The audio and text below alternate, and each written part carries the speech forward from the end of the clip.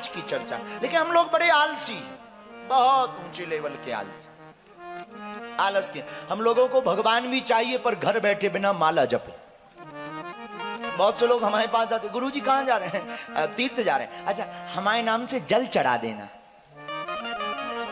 ठटरी के बरे, तुम्हारे नाम से हम जल चढ़ाएं और तुम्हें मिल जाए, हलवा मिलेगा? हा? अरे कह भैया, हम खा ले और तुम्हारा पेट भर जाए, ऐसा हो सकता है क्या? हम लोग क्या करते हैं? अरे हमने बहुत दान किया, दान किया, पंडितों को कह दिया पाठ कर दो, पाठ कर दो। भैया ब्राह्मणों से अनुष्ठान करवाओ, अनुष्ठान का अपना फल है, पर खुद करो उसका अपना अलग फल है।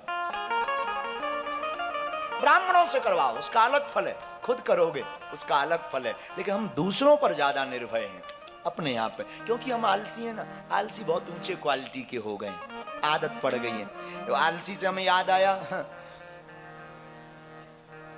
नई नई शादी हुई उत्तराखंड में, देहरादून में, हमारे चंगीलाल की नई नई लुगाई आई, नाम मुन्नी बाई, बिचारी पहली बार आई, महाआलसी, महाआलसी। 2-3 बार आई गई, पहले लगा सासू मां को कि ठीक है बच्ची है, बाद में लगा कि ये तो आलसी है और कोई काम ही नहीं करे। 10 बजे तो उठे, चाय बिस्तर पर चाहिए और सासू मां बना के दे। पति को बेचारे को बड़ा बुरा लगा। चंगीलाल चूंकि हमारा चेला था, उसको बुरा लगा। रोज मां झाड़ू लगाए, तो एक दिन चंगीलाल ने सोचा ऐसे तो ये झाड़ू देंगे तो नाराज होगी, गाली बकेंगे तो नाराज होगी, एक काम करते हैं लड़ाई क्यों करें। तो जोर जोर से चिल्ला के, मां अब तुम झाड़ू मत लगाओ, मैं झाड़ू लगाता हूं। मां ने कहा नहीं नहीं बेटा मैं लगा लूंगी, कोई बात नहीं। अरे मां जब इस घर के और लोगों को नहीं दिखाई पड़ता है मैं झाड़ू लगा लेता हूं, तुम नहीं नहीं नहीं मैं। भीतर से बहू पड़ी पड़ी बोली, काय को चिल्ला रहे हो, बेफिजूली में दिमाग खराब कर रहे। तो पति ने कहा देखो माँ जी रोज झाड़ू लगाती, कमर दर्द होने लगा, हमने कहा हम लगा लेते हैं। पति को लगा शायद ये कहेगी नहीं नहीं ठीक है हम लगा देंगे, या हम लगा ऐसा। पर पत्नी तो ऊंची निकली, वो भी उत्तराखंड की। बोले देखो झाड़ू जिसे लगाना हो लगाओ, हमारा सिर दर्द मत करवाओ, तुम्हारी बातों से हमारा सिर दर्द होता है। एक काम करो लड़ो ना, एक दिन तुम झाड़ू लगा लो, एक दिन माँ जी लगा लिया करेगी। अपन सो लगाने वाले नहीं है, ऐसे भी आलसी। अब इन आलसियों को क्या समझाएं, बोलो सीताराम। एक और हमने आलसी की बात सुनी। एक बार एक आलसी किराए के मकान में रहता था, भूकंप आ गया।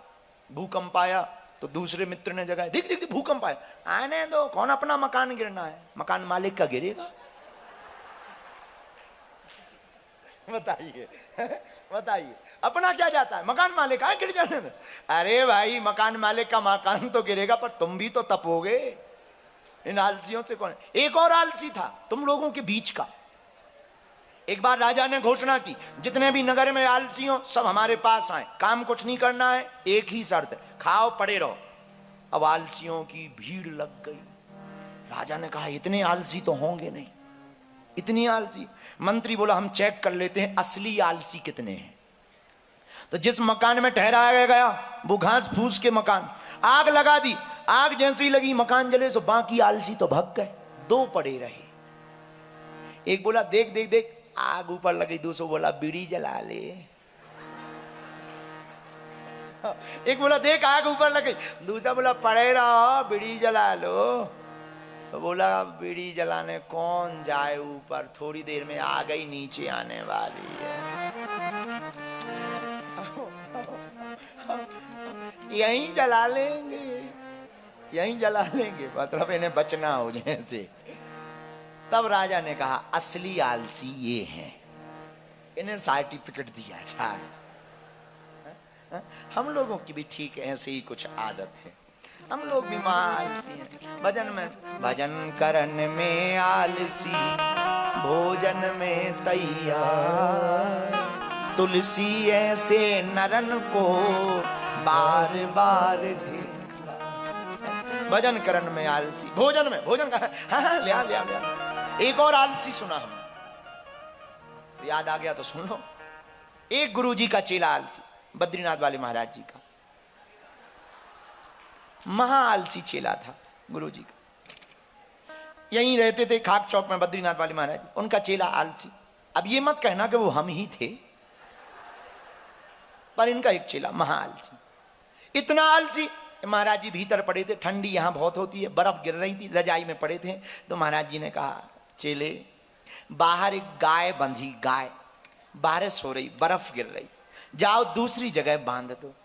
चेला बोला, गुरु जी, आग तापते हुए बोला, गुरु जी बंधन खोलने का काम तो आप जैसे महापुरुषों का, हमारे जैसे जीव तो खुद बंधन में बंधी, हम कहां दूसरे का बंधन खोल पाएंगे। फिर गौ माता, गुरु जी आप जैसे मां। गुरु जी ये समझ गए महाराज जी के गुरु चेला नहीं, गुरु ही फंस गया। बेचारे महाराज जी ने गौ माता को दूसरी जगह बांधा।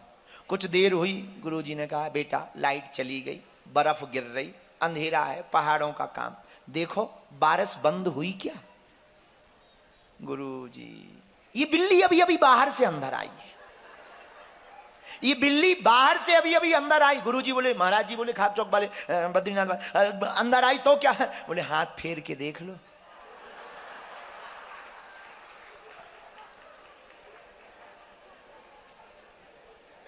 गीली हो तो समझना हो रही, और सूखी हो तो समझना बंद हो गई। अब हम काय को उठे? गुरु जी बोले भाड़ में गया। और रात हुई, गुरु जी बोले भाई नहीं इतना काम करना है, नींद नहीं आ रही, ये दीपक जल रहा, लाइट है नहीं, तेल जल जाएगा, कल के लिए काम आएगा, पहाड़ का काम, नीचे से सामान कैसे ऊपर आएगा, बड़ी मुश्किल से आता है। पुरानी जमाने की बात, पहले बकरियों पे सामान आता था ऊपर, जब यहां पर कुछ लेने के लिए, तो बकरियों की पीठ पे 2-3 किलो राशन बांध दिया, तेल बांध दिया, वो ऊपर तक बकरियां आ जाती थी। तो कौन लाएगा? बंद कर दे, दीपक बुझा दे बेटा। चेला बोला, गुरु जी ठंड में कौन उठे? ठंड में पांव निकालने पे ऐसा लगता जैसे 14 साल का वनवास मिला। एक काम करो, आप आंख बंद करके विचार करो कि कुछ जल ही नहीं रहा है।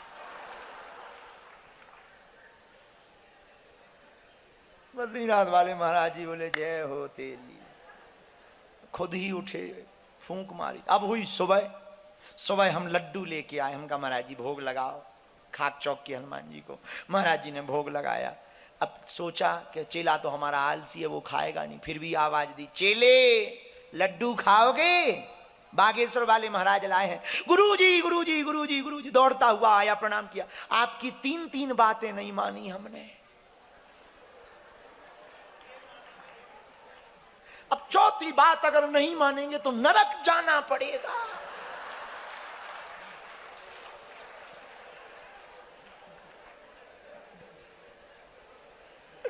हम नरक जाना नहीं चाहते। गुरुजी बोले, ले पूरा ही खा ले। ऐसे भी आलसी होते।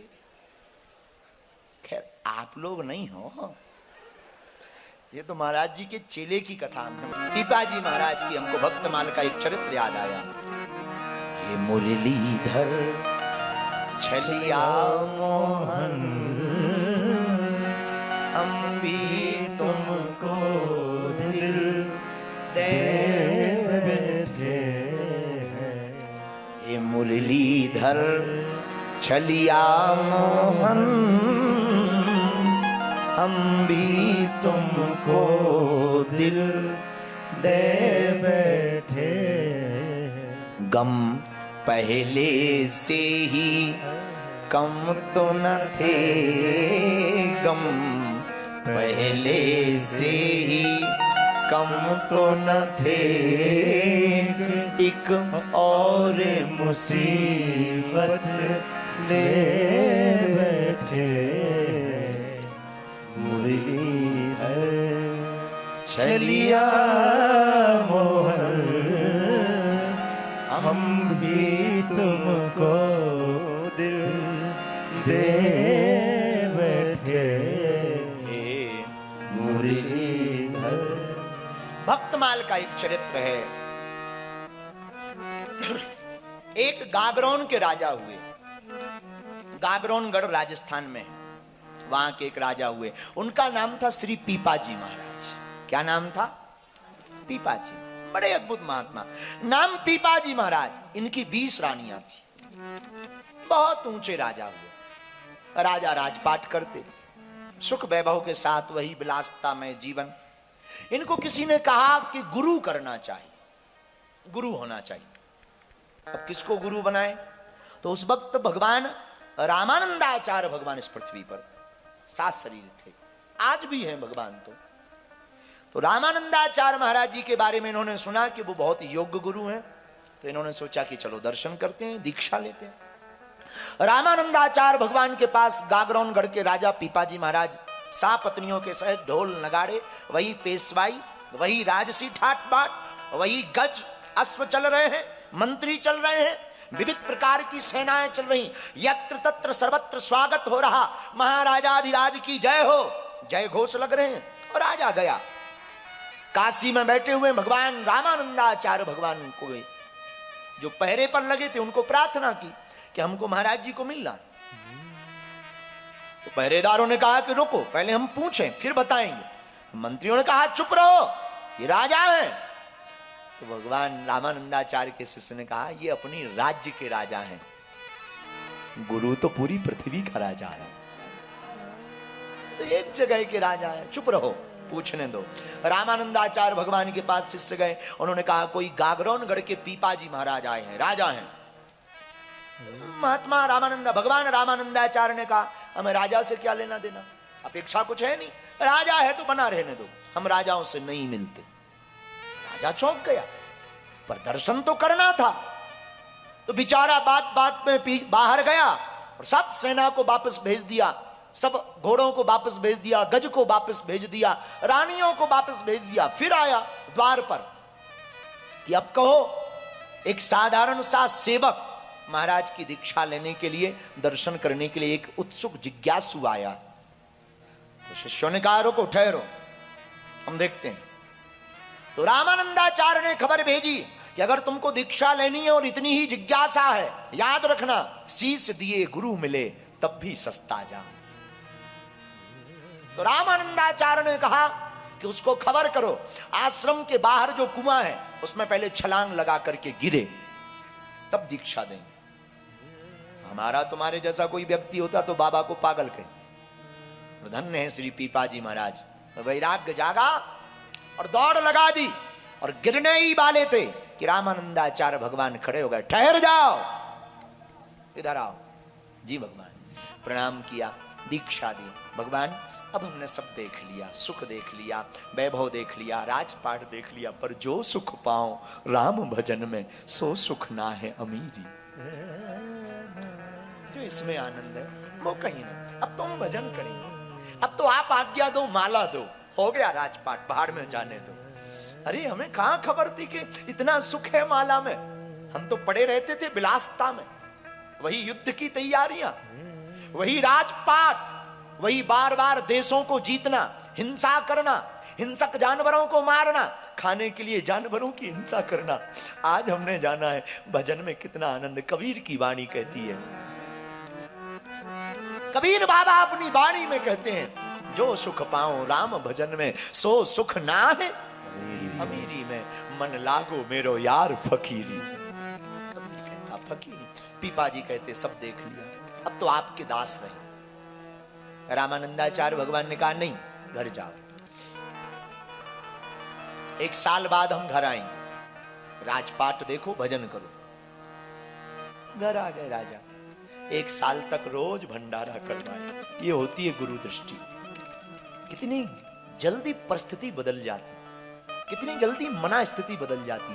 कोई योग्य गुरु मिले ना, पता नहीं हम क्यों यहां गुरु पर चर्चा कर रहे हैं, हमें खबर नहीं है। और शायद हम इसलिए चर्चा कर रहे हैं गुरु पर क्योंकि हमारी जिंदगी का बदलाव गुरु से हुआ,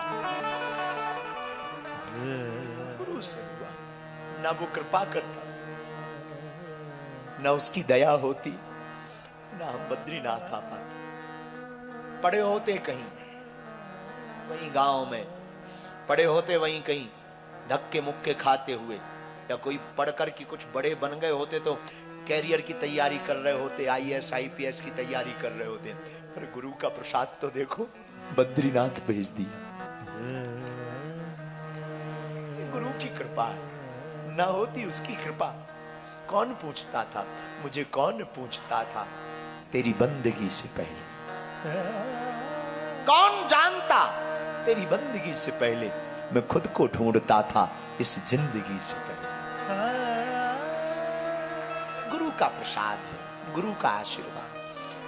रामानंदाचार्य ने कहा कि तुम घर जाओ, 1 साल बाद हम आते हैं। राजा रोज इंतजार करता, 1 साल कब बीते। पीपाजी महाराज 1 वर्ष बाद भगवान रामानंदाचार्य आए, अकेले नहीं आए। कबीरदास, रैदास अपने 40 शिष्यों को लेकर आए। ओहो, राजा तो गदगद हो गया। एक को मांगा अनेक पाया, एक को मांगा। ये गुरु कृपा होती है। हमने कहा ना, हमने अपने गुरु को पाया ना, अपने गुरु को पाया तो गुरु ने अनेक संतों को पकड़ा दिया। एक को पाया तो उसने अनेक को पकड़ा दिया। ये गुरु की कृपा होती है। गुरु अनेक को पकड़ाता है, क्योंकि गुरु के अंदर ईर्षा नहीं होती है। और वो गुरु नहीं होता है जिसमें ईर्षा होती है। बहुत गुरुओं को ये डर लगा रहता है कि हमारे शिष्य फलाने के चेला ना बन जाए, और हम कहते हैं कि बन जाए, अपना तो झंझट छूटे, कौन लफड़ों में पड़े। हमारे पास तो कोई आता है, हम यहां तो हमें बड़ा सुख है, महाराज जी की तरफ इशारा कर देते हैं। कोई हमारी तरफ आता है, महाराज जी के पास जाओ, देखिए ये भी बड़े वाले हैं, हमारे महाराज जी भी, इनके पास कोई आता है, ऊपर जाओ ऊपर, क्योंकि हम ऊपर। गुरु की कृपा। धन्य रामानंदाचार्य, पीपाजी महाराज की भक्ति काम कर गई। रैदास, कबीरदास, 40 शिष्यों को लेकर के रामानंदाचार्य भगवान आए। श्री रामानंदाचार्य भगवान ने आकर के कई दिनों तक वहां पर खूब सत्संग लुटाया, भक्ति लुटाई। राजा ने खूब बटोर बटोर करके सत्संग को पाया। मेरे प्रियजनों, 2 चीजें लूटने की ही है। राम नाम की लूट है, लूट सको तो लूट, अंतकाल पछताओगे जब प्राण जाएंगे।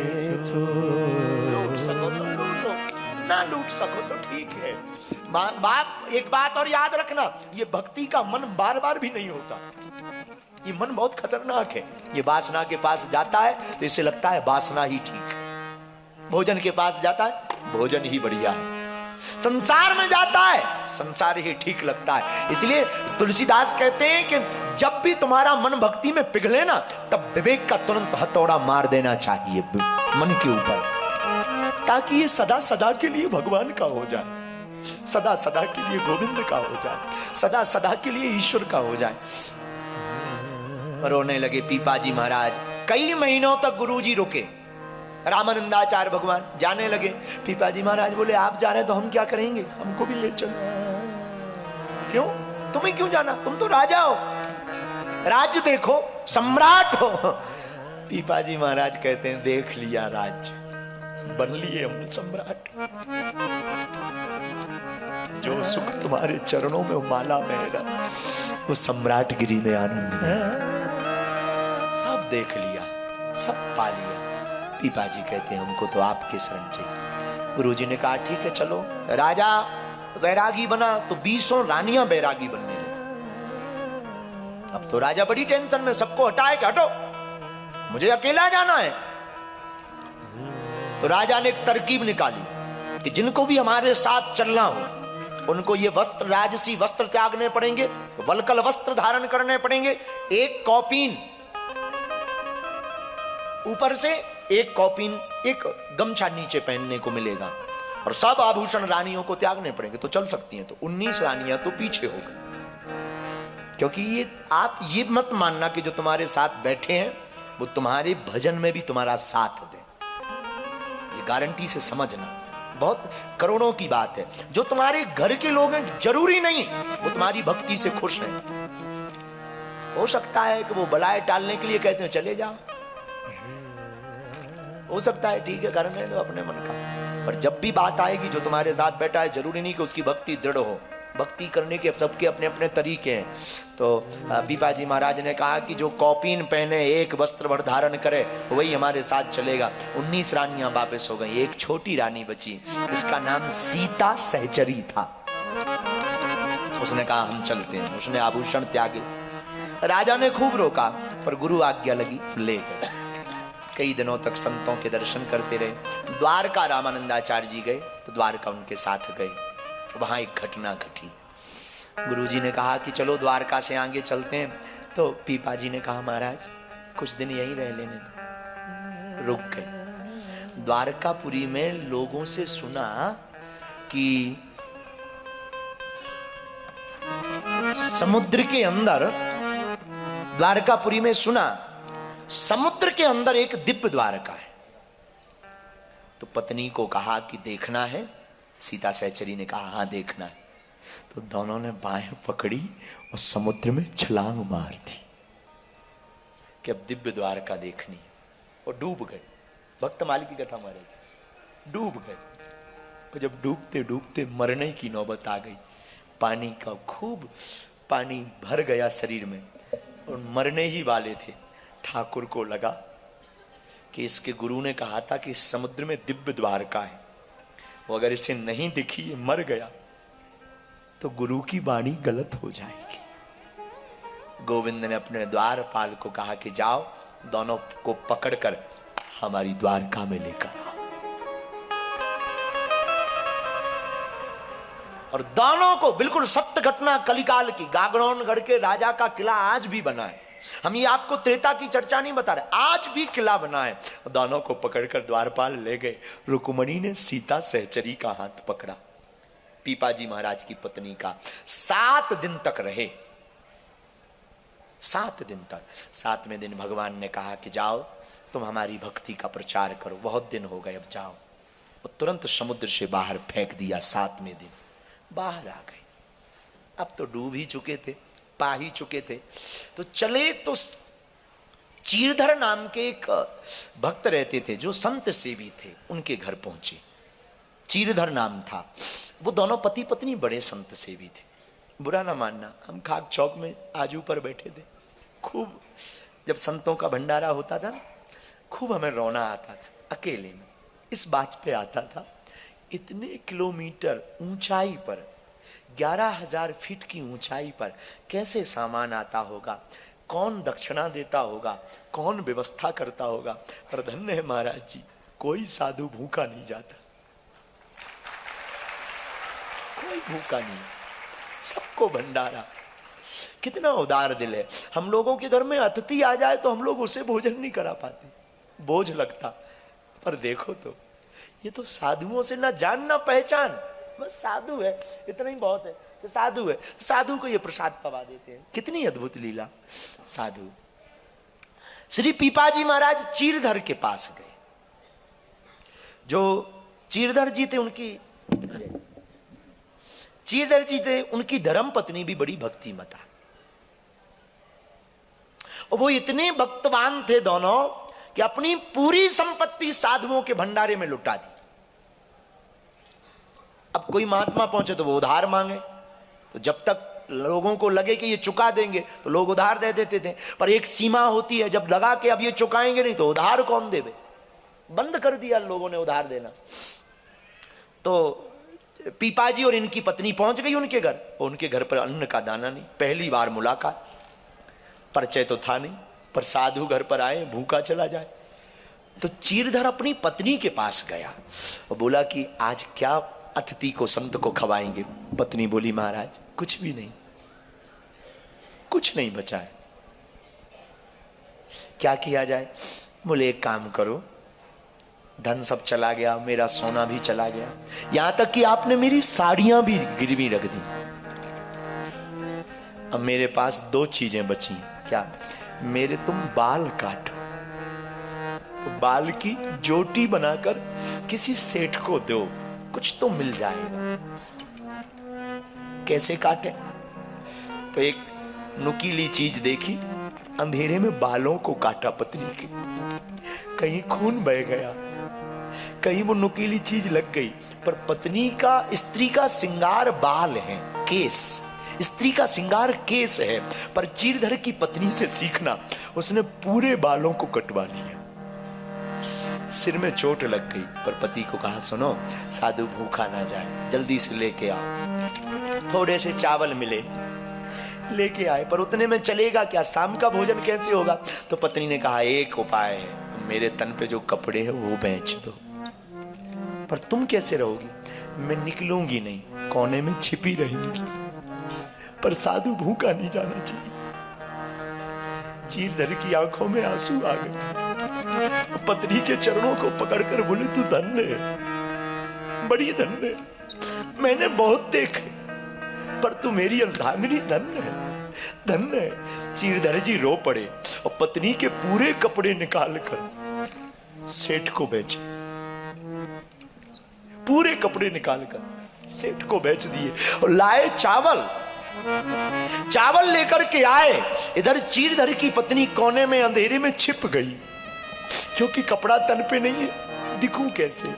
चावल बनाया, तो चावल बनाकर पीपाजी महाराज को परोसा, लीजिए पाइए। तो पीपाजी ने कहा कि भक्तराज, तुम्हारी कुछ देर पहले पत्नी दिख रही थी, अब तुम उसको भी बुला लो, वो भी साथ में प्रसाद पा लेवे, भोजन कर लेवे। तो चीरधर जी ने हाथ जोड़ के कहा भगवान क्षमा करो, क्षमा करो, वो बाद में पालेगी, आप पाओ, आप पाओ, वो पालेगी। नहीं नहीं नहीं नहीं, हमारी आदत है, हम सब बैठकर भोजन करते हैं, तुम बुलाओ उसको। चीरधर कहते भगवान वो नहीं आ पाएगी। पीपाजी ने डांटते हुए अपनी पत्नी को कहा कि जाओ तुम ले आओ। चीरधर गली में खड़ा हो गया, मत जाओ अंदर, एक तरफ हो, हम ऐसे भोजन नहीं करेंगे जब तक तुम्हारी पत्नी साथ में नहीं बैठेगी। क्या हुआ? आवाज भी नहीं आ रही, कहां गई? जब पीपाजी की पत्नी अंदर गई तो कोने में लुकी छिपी रो रही थी, बाहें पकड़ी, क्या बात है, ये तुम्हारे कपड़े कहां गए, कपड़े कौन ले गया? चीरधर की पत्नी कहती है बहन, हमारे घर पर खाने को कुछ नहीं था, आपका भोजन कैसे कराएं, तो हमने अपने कपड़े ही बेच डाले। हो। पीपाजी महाराज की पत्नी सीता सहचरी की आंख फट गई, दहाड़ कर रो पड़ी। धन्य है तू, धन्य है। जो कौपीन, जो वस्त्र पहन रखा था, वो आधा कपड़ा शरीर को लपेट दिया। प्रणाम करके चीरधर को कहा हमने बहुत साधु से भी देखे, और तुम्हारे जैसा नहीं देखा। भगवान आपको बताएं, ये कथा हमने भक्तमाल में पढ़ी, जितनी बार पढ़ी उतनी बार शरीर हमारा ठिकाने नहीं रहा। बाद में चीरधर को भी ठाकुर के दर्शन हुए और पीपाजी को भी गोविंद के दर्शन हुए। जब संतों की जमात बैठी भोजन पाने, 4-5 और महात्मा आ गए, रोज की आदत थी भंडारे की, और जहां भोजन पाने महात्मा बैठे और प्रसाद लगाया, उन्हीं बीच में चतुर्भुज रूप लेकर के नारायण खड़े हो गए। चीरधर, बुलाओ अपनी पत्नी को, आज का प्रसाद पाकर मैं धन्य हो गया हूं।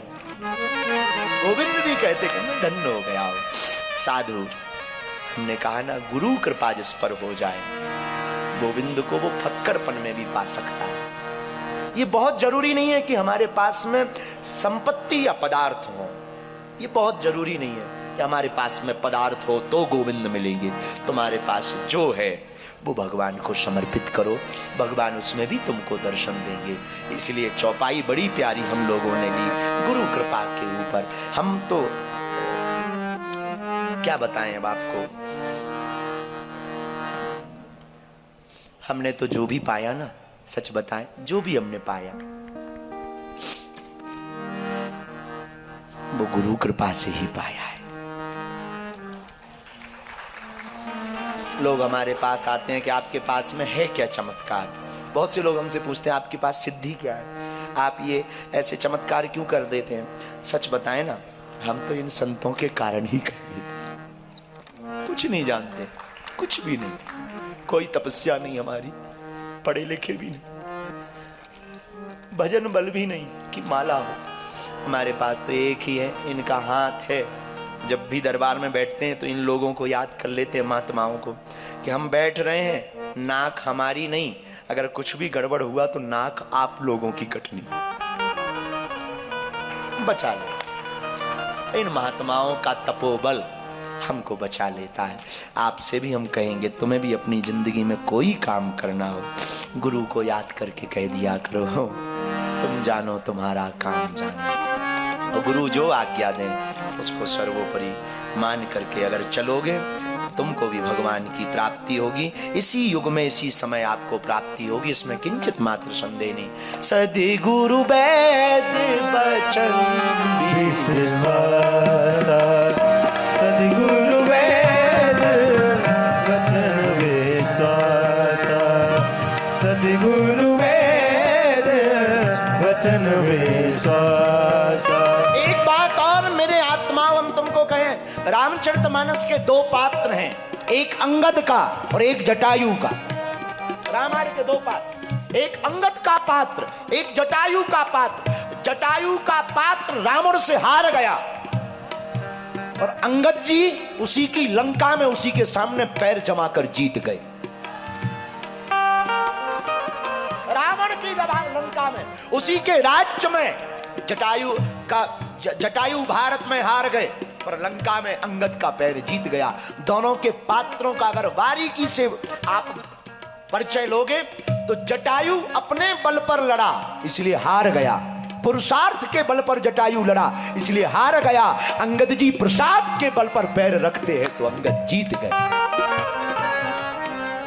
अगर तुम अपने बल पर जियोगे तो तुम हारोगे ही हारोगे, जीत नहीं सकते, नेवर, नो। और अगर तुम गुरु के बल पर जियोगे तो तुम जीतोगे ही जीतोगे, हार नहीं सकते हो। लाखों ताकतें तुम्हें हाराने लग जाएं, हमारे पीछे लाखों ताकतें लगी हैं और लगी रहेंगी, पर गुरु बलवान है तो चेला पहलवान। इसलिए हमें चौपाई बहुत प्यारी, सदि गुरु वैद वचन विश्वास, सदि गुरु वैद वचन विश्वास, सदि गुरु वैद वचन विश्वास, सदि गुरु वैद वचन विश्वास, सदि गुरु वैद वचन विश्वास, सदि गुरु वैद वचन विश्वास। श्री राम जय राम, जय जय राम, श्री राम जय राम, जय जय राम, श्री राम जय राम, जय जय राम।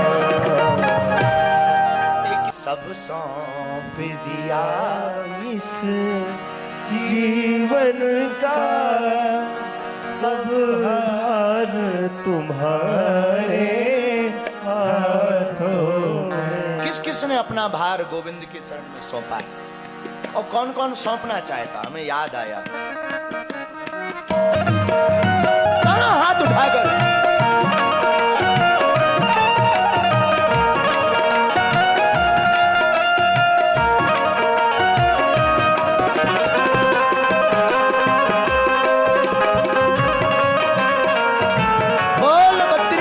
भगवान की।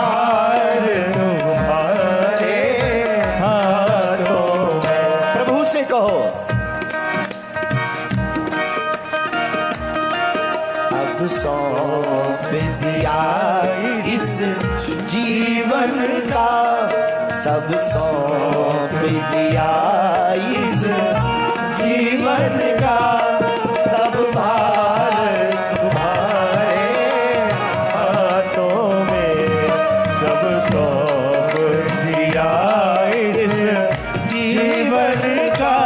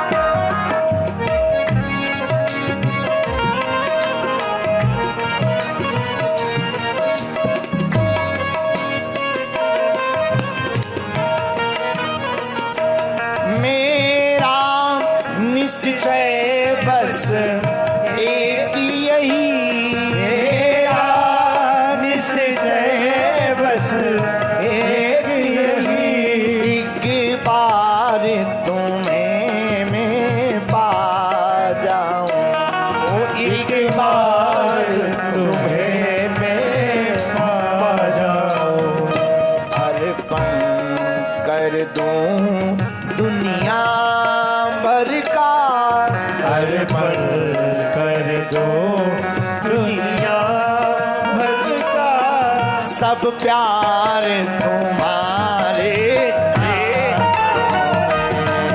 अर्पण कर दो दुनिया भर का सब प्यार तुम्हारे हाथों में सब सौंप दिया इस जीवन का अब भार तुम्हारे हाथों अब सौंप दिया इस जीवन का सब भार तुम्हारे हाथ। किस किसने अपनी जिंदगी का भार भगवान के हाथ में सौंप दिया? तो ताली बजाते हुए पागलो पागलो।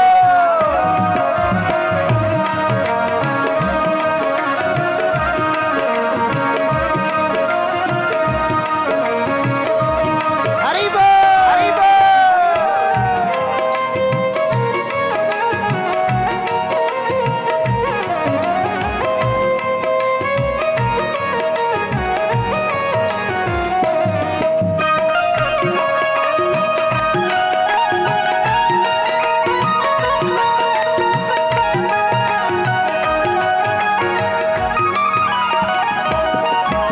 भगवान कहेंगे तुम्हें संसार में रहना पड़ेगा तो क्या कहना तुम? ओ जो जग में रहूं तो ऐसे रहूं, जग में रहूं तो ऐसे रहूं, जो जग में रहूं तो ऐसे रहूं, जो जग में रहूं तो ऐसे रहूं, ज्यों जल में कमल का फूल रहे, ज्यों जल में कमल का फूल रहे। मेरे सब गुणों से समर्पित हो, मेरे गुण दोष समर्पित हो, करतार तुम्हारे मेरे गुण दोष समर्पित हो, करतार तुम्हारे हाथों में। अब सौंप दिया इस जीवन का सब भार तुम्हारे हाथों में। अब सौंप दिया इस जीवन का सब भार तुम्हारे हाथों में। है जीते तुम्हारे हाथों में, है हार तुम्हारे हाथों में। है जीत तुम्हारे हाथों में, है हार तुम्हारे हाथों में। अब सौंप दिया इस जीवन का सब भार तुम्हारे हाथों। अब सौंप दिया इस जीवन का सब भार तुम्हारे हाथों। सब भार तुम्हारे हाथों में, सब भार तुम्हारे हाथों में, सब भार तुम्हारे हाथों में। है जीत तुम्हारे, है हार तुम्हारे हाथों में।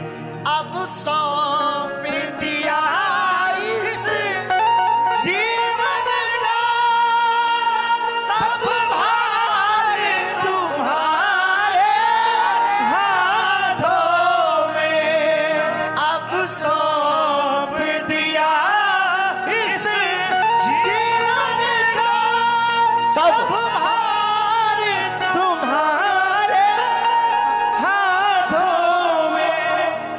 रोने से बालक को जब माँ खिलाती है, खिलाते खिलाते माता और पिता छोटे बच्चे को ऊपर उछालते हैं।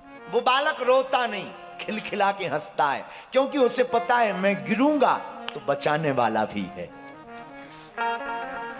उसी प्रकार साधक को भी सोचना चाहिए कि मैं गिरूंगा तो मुझे उठाने वाला भी तो मेरा गोविंद है। इसीलिए कहना चाहिए अब सौंप दिया इस जीवन का सब भार तुम्हारे हाथों। पान पर बैठा व्यक्ति जैसे ड्राइवर पर सब कुछ छोड़ देता है, वो जात पात नहीं पूछता, बैठ जाता है, वैसे ही हम लोगों को भी भक्ति रूपी वाहन में सदगुरु रूपी ड्राइवर की गाड़ी में बैठ जाना चाहिए और उस गुरु के ऊपर अपने आप को छोड़ देना चाहिए और कहना चाहिए है जीत तुम्हारे हाथों में, और फिर कहना है हार तुम्हारे हाथों में। यहाँ कोहरा बहुत है, कोहरे से हमें याद आया, जब बहुत घना कोहरा होता, कुछ दिखता नहीं, पर हम लोग जब गाड़ी चलाते हैं तो हम लोगों की एक आदत होती है, हम किसी एक गाड़ी को फॉलो करते हैं जो आगे चल रही होती है। पता नहीं वो कौन है, उसे कहां जाना है ये भी पता नहीं, पर कोहरा जब घना होता, कुछ दिखाई नहीं देता, तब उसको फॉलो करते हैं। ऐसी जिंदगी के संसार के कोहरे में जब कुछ दिखाई ना दे तो गुरु की, सदगुरु की गाड़ी को फॉलो करना प्रारंभ कर देना, प्रणाम, फिर उससे कहना भी सदगुरु से है जीत तुम्हारे हाथों में, है हार तुम्हारे हाथों में। अब सौंप दिया इस जीवन का सब भार तुम्हारे हाथों में। मुझ में तुझ में बस भेद यही, मुझ में तुझ में बस भेद यही। भगवान पूछे क्या भेद है, तुम मैं नर हूं तुम नारायण हो, मैं नर हूं तुम नारायण हो। और कहना ठाकुर मैं हूं संसार के हाथों में, मैं हूं संसार के हाथों में, संसार तुम्हारे हाथों में। अब सौंप दिया इस जीवन का सब भार तुम्हारे हाथों में। जैसे विवाह करके स्त्री जब अपने पति के घर आती है तो वो सर्वस्व त्याग करके आती है, फिर वो मायके का सब कुछ त्याग कर आती। वो 20 वर्ष का आंगन, वो पिता की छत्र छाया, वो माँ की लोरियां, वो माँ की ताने, वो भाई का प्यार, वो रक्षाबंधन का त्योहार, वो दीपावली की खुशियां, वो होली की रंगोली, वो सब त्याग करके एक झटके में आ जाती है और पति को ही सर्वस्व मानकर, परमेश्वर मानकर उसी के साथ अपने जीवन को व्यतीत करती। वैसे ही साधक को भी संसार के समस्त उत्सवों को त्याज्य करके साधक को गोविंद के उत्सव को ही महा उत्सव मानना चाहिए। गोविंद के उत्सव कौन है? सब दिन गोविंद का उत्सव है। हमसे कोई पूछे कि आप कहते हैं उत्सव मत मनाओ, हम मना नहीं कर रहे, तुम उत्सव मनाओ पर तुम्हारे उत्सव में हमारा गोविंद छिपा हो। तुम नाचो पर तुम्हारा नृत्य संसार के लिए ना हो, तुम गाओ पर तुम्हारा गायन दुनिया को रिझाने के लिए ना हो, तुम खाओ पर जीने के लिए मत खाओ। तुम्हें खाना ही है तो गोविंद की तृप्ति के लिए खाओ। भगवान को देख सकूं अपनी आंखों, इसीलिए मैं खा रहा हूं। खाने के लिए मत जियो मेरे पागलों, हमने सूत्र भी यहीं से उठाया था। खाने के लिए मत जियो, जीने के लिए खाओ। खाने के लिए मत जियो, जीने के लिए खाओ। तो तुम्हारा गायन गोविंद के लिए जिस दिन हो जाएगा। और हमसे कोई पूछे नित्य उत्सव मनाना है, मेरी आत्मा साधक को तो नित्य उत्सव है। रात्रि के 12 बजे तो तुम जन्माष्टमी मनाओ और दिन के 12 बजे तो तुम रामनवमी मनाओ। रात में भी उत्सव और दिन में भी उत्सव। रात को जन्माष्टमी का उत्सव और दिन को रघुनाथ के प्रकट का उत्सव मनाओ। इसलिए मेरे पागलों, जो गोविंद का उत्सव मनाता उसकी जिंदगी भी उत्सव में रहती है और उसकी मृत्यु महोत्सव की होती है। उसकी मृत्यु ऐसे साधक की, ऐसे व्यक्ति की मृत्यु महोत्सव की होती। तब भगवान से कहो, है जीत तुम्हारे हाथों में, है हार तुम्हारे हाथों